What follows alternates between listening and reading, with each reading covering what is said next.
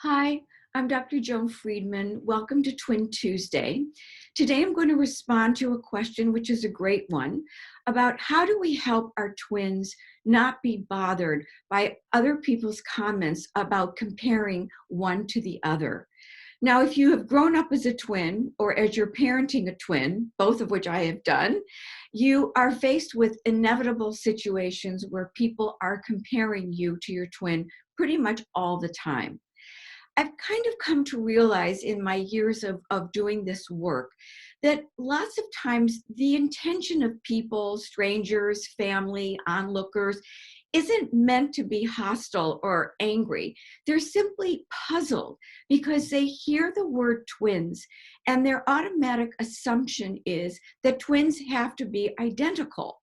So if they see big discrepancies, like one twin is walking, one twin is talking, one twin is taller, they're confused and puzzled, and they don't understand what we, of course, know about, twin development.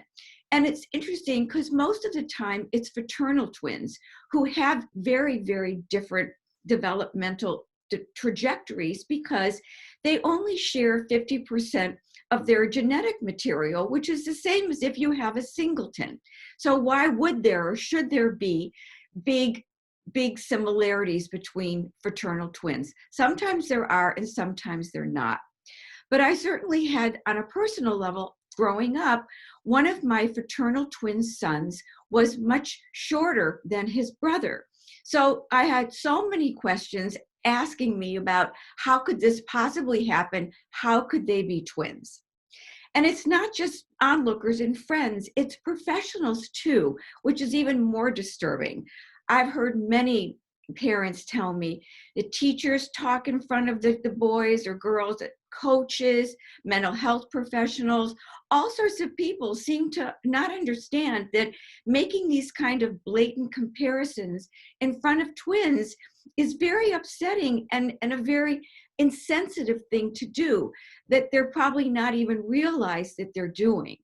So what I often say is, if you can, you should take the person aside or write them a note or something to make them aware to please not do that anymore, that it's a very insensitive thing to do.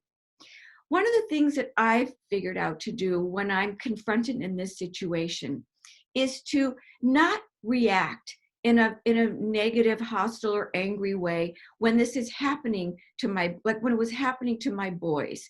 I just listened and I was able to figure out that if I was going to react in a very negative way, that they were going to start hearing and taking in what people were saying about how they were very different. And I didn't want that to happen to them. So I was not reactive. And I think that they were able to learn by example that they didn't have to make a big deal out of how they were very different. And also what we did in our family was we love to celebrate differences because differences are the way that you find your pathway to your own uniqueness and to your own sense of yourself. And it's also so important to remember that every child, every twin has their own very specific developmental pathway. So they're going to become and develop into who they are on their own.